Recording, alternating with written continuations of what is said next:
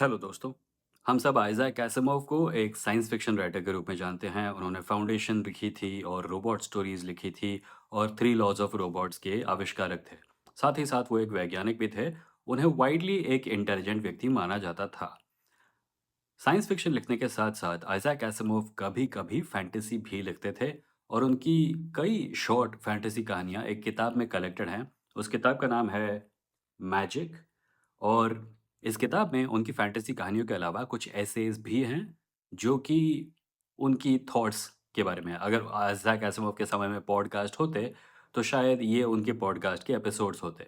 मुझे पक्का यकीन है उनको इन टॉपिक्स के बारे में एक्सटेंसिवली बात करने में बहुत आनंद आता। इस किताब के आखिरी हिस्से में एक ऐसे है जिसका नाम है थिंकिंग अबाउट थिंकिंग। ये रहा वो ऐसे, थिंकिंग अबाउट थिंकिंग।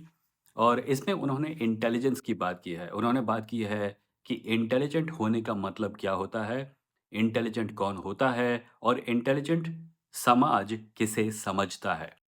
और इस किताब और इस ऐसे के एक हिस्से में उन्होंने पॉइंट आउट किया है कि अक्सर वाइडली जब आप लोगों से कहते हैं कि इंटेलिजेंट क्या है, इंटेलिजेंस क्या है, तो उनके माइंड में 3 चीज़ें आती हैं। एक है ready accumulation of items of knowledge, यानी कि नॉलेज के टुकड़ों को एक्यूमुलेट करना, यानी कि एकत्रित करना, यानी बहुत सारी चीज़ों को जानना। 2 the retention of such items, उन चीज़ों को याद रखना। और 3 the quick recall on demand of such items, जब भी ज़रूरत पड़े उन चीज़ों को याद कर सकना। इसके बाद आसिमोव ने लिखा है कि उनमें ये तीनों क्वालिटीज़ हैं, ये लोग मानते हैं, इसीलिए उन्हें इंटेलिजेंट समझा जाता है। उनके बारे में जब बात की जाती है तो कहा जाता है कि वो बहुत इंटेलिजेंट हैं। पर एसिमोव ने इसके साथ साथ ये भी लिखा है कि उसी समय में अमेरिका में क्विज कॉन्टेस्ट्स का बहुत बड़ा ट्रेंड चल रहा था। और इन क्विज कॉन्टेस्ट में एक पोस्ट ऑफिस वर्कर था जिसने काफ़ी कुछ प्राइजेस जीते। उस पोस्ट ऑफिस वर्कर में ये तीनों क्वालिटीज़ थी। उसने बहुत कुछ पढ़ा हुआ था, उसको जो उसने पढ़ा हुआ था काफ़ी कुछ याद था और जब उसको पूछा जाता था तो वो अपनी मेमोरी से इन चीज़ों को रिकॉल कर पाता था। पर वो जीनियस नहीं था, वो बस एक अच्छा मेमोराइज़र था। एसिमोव ने ये भी लिखा है कि उन्हें भी इस प्रकार के किसी कॉन्टेस्ट में बुलाया गया था और वो नहीं गए थे क्योंकि he writes, I was asked to be on one of these shows and refused, feeling that I would gain nothing by successful display of trivial mental pyrotechnics and would suffer needless humiliation if I were human enough to muff a question. उन्होंने कहा कि इन quiz contest के shows पर जाके मुझे कुछ फ़ायदा नहीं होना था अपनी याददाश्त का प्रदर्शन करके। और अगर मैं इन एक आम इंसान की तरह गलती से कोई मिस्टेक कर गया और कोई चीज़ याद नहीं आ पाई मुझे समय पर, तो फालतू की ह्यूमिलिएशन होगी। इसीलिए वो नहीं गए थे। आसिमोव ये भी लिखते हैं कि अक्सर जब हम इंटेलिजेंट लोगों के बारे में सोचते हैं, प्रोफेसर्स के बारे में, साइंटिस्ट के बारे में, डॉक्टर्स के बारे में, तो हम याददाश्त को उसका एक बड़ा हिस्सा नहीं मानते। आप सबने वो कहानियाँ सुनी होगी कि यहाँ पे कोई एब्सेंट माइंडेड प्रोफेसर होता है या कन्फ्यूज्ड साइंटिस्ट होता है।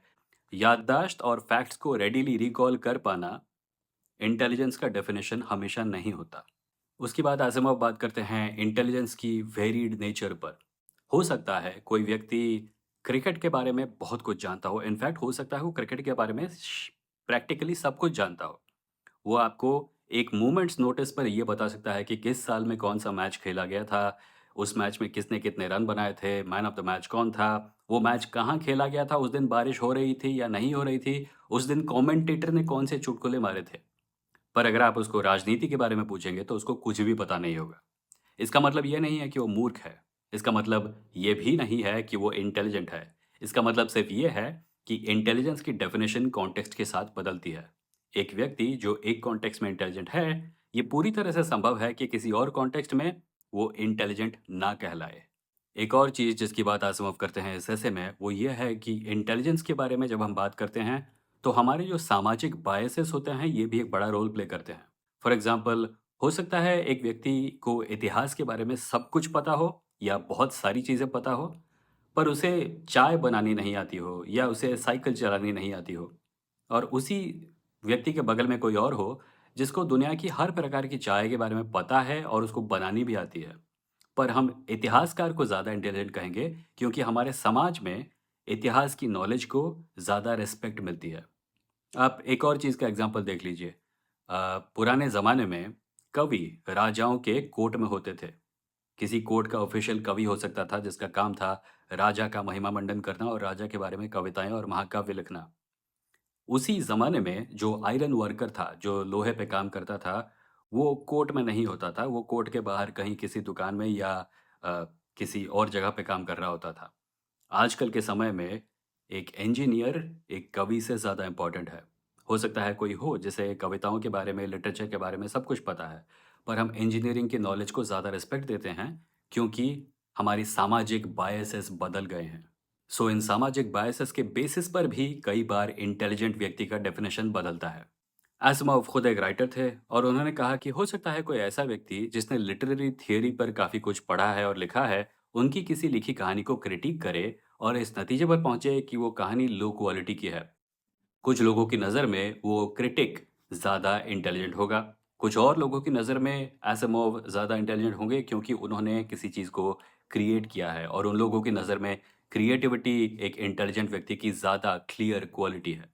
इस ऐसे में आइसमोव ने कई और चीज़ें लिखी हैं, कई और एग्ज़ाम्पल्स दिए हैं, पर उन्होंने एक हिस्से में अपना फ़र्म बिलीफ लिखा है, जिसे आपको शेयर करके मैं इस वीडियो को ख़त्म करना चाहूँगा और वो ये है कि उनका ये मानना था कि there is no objective definition of intelligence and what we call intelligence is only a creation of cultural fashion and subjective prejudice. Intelligence का कोई यूनिफ़ॉर्म डेफ़िनेशन नहीं है। अक्सर जिन चीज़ों का इस्तेमाल करके हम किसी को इंटेलिजेंट कहते हैं, वो कल्चरल बायसेस और सब्जेक्टिव इंटरप्रिटेशन का नतीजा होती है। मेरा पर्सनल ये मानना है कि एक व्यक्ति की सबसे इंटरेस्टिंग क्वालिटी उसकी इंटेलिजेंस नहीं होती। मेरे भी बायसेस हैं, पर मुझे ये लगता है कि किसी व्यक्ति के बारे में जो सबसे इंटरेस्टिंग क्वालिटी होती है, वो उसका कैरेक्टर होता है, वो उसकी इंटेलिजेंस नहीं होती। Character is more important than intelligence. अगर आप ये पूछ रहे हैं कि कैरेक्टर होता क्या है, तो मैं उस चीज़ की बात कर रहा हूँ। मैं उन क्वालिटीज़ की बात कर रहा हूँ जिसके हिसाब से कोई लोगों से बर्ताव करता है। उसके वैल्यू सिस्टम्स क्या हैं?